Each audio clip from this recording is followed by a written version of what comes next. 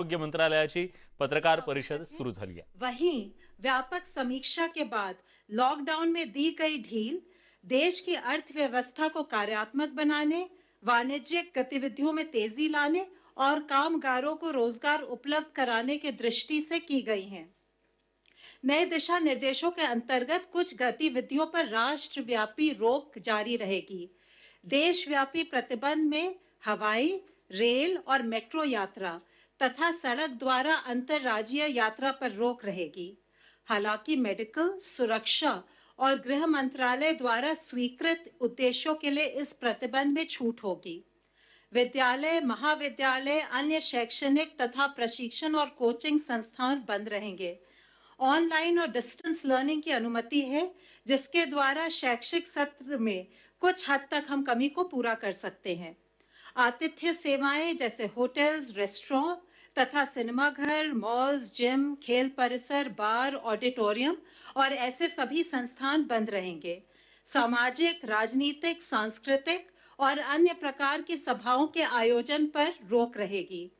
सभी धार्मिक स्थल, पूजा स्थल, धार्मिक समागम जनता के लिए बंद रहेंगे। सभी गैर आवश्यक गतिविधियों के लिए लोगों की आवाजाही पर शाम 7 बजे से सुबह 7 बजे तक सख्ती से प्रतिबंध रहेगा। 65 वर्ष से अधिक उम्र के व्यक्तियों, बीमार लोगों, गर्भवती महिलाओं और 10 वर्ष से कम उम्र के बच्चों को आवश्यक जरूरतों और स्वास्थ्य उद्देश्यों को छोड़कर घर से बाहर निकलना वर्जित है। रेड जोन और ऑरेंज जोन में कुछ प्रतिबंध है, पर छूट भी है। रेड और ऑरेंज जोन्स में जो कंटेनमेंट जोन्स हैं, उनकी संवेदनशीलता को देखते हुए उसमें स्ट्रिक्ट पेरीमीटर कंट्रोल होगा, यानी आपातकालीन चिकित्सा सुविधा और आवश्यक वस्तुओं और सेवाओं की आपूर्ति बनाए रखने के अलावा कंटेनमेंट जोन के अंदर बाहर लोगों की आवाजाही नहीं होगी।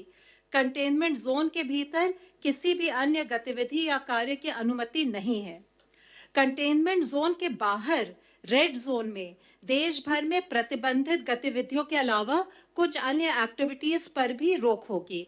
Cycle rickshaw, auto rickshaw, taxi और कैब एग्रीगेटर्स के परिचालन पर रोक रहेगी। बसों की इंटर और इंट्रा डिस्ट्रिक्ट आवाजाही की अनुमति नहीं होगी। नाई की दुकानें, स्पा और सैलून बंद रहेंगे। मॉल्स तो बंद ही रहेंगे, पर शहरी क्षेत्रों में मार्केट्स और मार्केट कॉम्प्लेक्सेस में गैर जरूरी सामानों की दुकानों की अनुमति नहीं है। हालांकि जरूरी सामान वाली दुकानों के लिए कोई प्रतिबंध नहीं है। स्टैंड अलोन शॉप्स, नेबरहुड यानी कॉलोनी की दुकान और आवासीय परिसर के भीतर जो दुकानें हैं, वे हर तरह का सामान बेच सकती हैं। ग्रामीण क्षेत्र में मॉल को छोड़ हर तरह की दुकान की अनुमति है। रेड जोन में ई कॉमर्स सिर्फ एसेंशियल गुड्स के लिए अलाउड है। रेड जोन में कुछ बंदिशों के साथ ऑलमोस्ट सभी व्यावसायिक और निजी प्रतिष्ठानों की अनुमति दी गई है। अनुमति प्राप्त गतिविधियों के लिए लोगों एवं वाहनों की आवाजाही हो सकेगी। 4 व्हीलर्स में चालक के अलावा अधिकतम 2 लोग बैठ सकते हैं और 2 व्हीलर्स में पिलियन राइडर यानी पीछे की सीट पर सवारी की अनुमति नहीं है। रेड जोन के ग्रामीण क्षेत्रों में सभी औद्योगिक, कृषि इत्यादि गतिविधियों की अनुमति है, परंतु शहरी क्षेत्र में कुछ प्रतिबंध हैं। इन सिटू कंस्ट्रक्शन यानी मजदूर जहां साइट पर रहते हैं और रिन्यूएबल एनर्जी प्रोजेक्ट्स को भी छूट दी गई है। निजी कार्यालय आवश्यकता के आधार पर 33% स्टाफ के साथ कार्य कर सकेंगे। ऑरेंज जोन में देश भर में प्रतिबंधित गतिविधियों के अलावा बसों की इंटर और इंट्रा डिस्ट्रिक्ट आवाजाही भी प्रतिबंधित है तथा टैक्सी और कैब एग्रीगेटर्स को केवल एक ड्राइवर और 2 यात्रियों के साथ आवाजाही की अनुमति है। 4 व्हीलर्स में चालक के अलावा अधिकतम 2 यात्री होंगे। यहाँ 2 व्हीलर्स में दूसरी सवारी की अनुमति है। ग्रीन जोन में देश भर में प्रतिबंधित गतिविधियों के अलावा अन्य सभी गतिविधियों की अनुमति दी गई है। हालांकि बसों का परिचालन अधिकतम 50% बैठने की क्षमता के साथ किया जा सकेगा और बस डिपो भी अपनी 50% क्षमता के साथ ही संचालन कर सकती हैं। मैं आपके लॉकडाउन लॉकडाउन को सफल बनाने के लिए और कोविड-19 की चेन तोड़ने के लिए सभी जो हमारे राष्ट्रीय निर्देश है उनका सार्वजनिक स्थानों पर और कार्यस्थलों पर अनुपालन करने का अनुरोध करती हूं। धन्यवाद। Health Ministry representative, please. अब तक टोटल 11,706 लोग क्योर हो चुके हैं और अगर हम पिछले 24 घंटे में देखें तो 1,074 people have been cured. It is such a positive news that this is the highest number in terms of cured patient noted till date. और इसके साथ ही हमारा रिकवरी रेट अब देखें तो है बढ़कर 27.52% हो चुका है। पिछले 24 घंटे में भारत में अगर कोविड-19 के कंफर्म केसेस की संख्या देखें तो 2,553 केसेस बढ़े हैं, जिसके कारण की कुल कंफर्म संख्या अब 42,533 हो चुकी है। Total active cases under medical supervision की संख्या 29,453 है। अगर हम सभी अपने क्लोज केसेस को डेटा के बेसिस पर एनालिसिस करें और एक आउटकम रेशियो कैलकुलेट करें, आउटकम रेशियो मींस कि जो हमारे केसेस क्लोज हो चुके हैं उनका आउटकम, यानी कि क्या वो रिकवर हुए हैं या डेथ रिपोर्ट हुई है, उसके टर्म्स में मेजर करते हैं। यह हॉस्पिटल में क्लिनिकल मैनेजमेंट के स्टेटस को इंडिकेट करती है। तो इससे पहले हम लोगों ने 17 अप्रैल में जैसे बातचीत की थी तो पाया था कि देश में आउटकम रेशियो 80:20 नोट की गई थी और उसके कंपैरिजन में अगर हम आज का डेटा देखें तो पाते हैं कि हमारी आउटकम रेशियो बढ़कर 90:20 नोट की गई है, जो कि 17 अप्रैल के डेटा से इंप्रूवमेंट के रूप में हम देख सकते हैं। ये वैसे तो जैसे हम हमेशा बात करते हैं कि देश के लिए हर एक डेथ कंसर्न का विषय है, इसीलिए जरूरी है कि हम कोविड के ट्रीटमेंट की डीपर अंडरस्टैंडिंग डेवलप करें, फोकस करें कि हम अपने इस आउटकम को और बेहतर कैसे बना सकते हैं। आज जैसे कि लॉकडाउन हमारे देश के कुछ हिस्सों में स्टैगर्ड मैनर में ईज हो रहा है, तब हमारे लिए जरूरी है कि हम ये इंश्योर करें कि रिगरस कंटेनमेंट मेजर्स वहां लिए जहां पर कि केस पाए गए हैं। हम ये इंश्योर करें कि जितने भी हमारे केस हैं उसका इफेक्टिव क्लिनिकल मैनेजमेंट हो और साथ ही हम इन्फेक्शन प्रिवेंशन और कंट्रोल पर भी अपना फोकस रखें। ऐसे पैंडेमिक्स में इससे पहले भी हिस्टोरिकली यह नोट किया गया है कि अगर सोशल डिस्टेंसिंग का रिलैक्सेशन, यानी कि जब हम सोशल मोबिलिटी अलाउ करते हैं उस समय पर सही ढंग से पालन ना हो और रेस्ट्रिक्शन को सही ढंग से इस्तेमाल ना किया जाए तो सडनली डिजीज ट्रांसमिशन रेट फिर से इंक्रीज हो सकता है।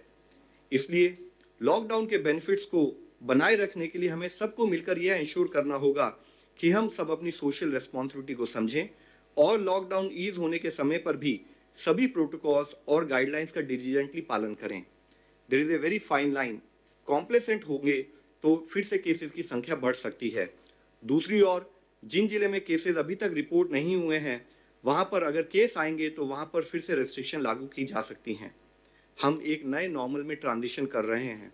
जरूरत है कि हम सब लोग सावधान रहें, सजग रहें और सतर्क रहकर कोविड-19 से निपटने की अपनी तैयारी को इसी स्पीड और मोमेंटम के साथ बढ़ाते रहें। हमें पब्लिक स्पेसेस में कंपल्सरी फेस मास्क या कवर्स को यूज करना है। इवन आउटसाइड कंटेनमेंट जोन में भी हमें सभी प्रिवेंटिव मेजर्स और सरकार द्वारा दिए गए दिशा समय या कॉमन एरियाज में किसी से मीटिंग करते समय भी जो रिलैक्सेशन वाले एरिया हैं वहां पर भी हम भीड़ भाड़ से बचें। लेटेस्ट फिजिकल डिस्टेंसिंग मेजर्स का पालन करें। हैंड हाइजीन, एनवायरमेंटल हाइजीन और रेस्पिरेटरी हाइजीन जैसे प्रिवेंटिव मेजर्स को हमें डिलीजेंटली फॉलो करने की जरूरत है। जैसे कि माननीय प्रधानमंत्री जी ने कहा है कि जरूरत है कि जान भी है जहान भी है, और उसको सुनिश्चित करने के लिए आज जब हम लॉकडाउन को थोड़ा रिलैक्स कर रहे हैं तो जरूरत है कि हम सब लोग मिलकर इस दिशा में प्रयत्न करें कि हम लॉकडाउन ईज करने के समय पर भी अपनी सोशल रेस्पॉन्सिबिलिटी को समझते हुए इस तरह से इंश्योर करें कि केसेस की संख्या ना बढ़े। Please help us to help you. धन्यवाद। फ्रेंड्स, आज हमारे साथ हैं चेयरमैन एम्पावर्ड ग्रुप 6। तो मैं रिक्वेस्ट करूंगा सर से कि वो आपको अपने एम्पावर्ड ग्रुप के बारे में ब्रीफ करें। सर।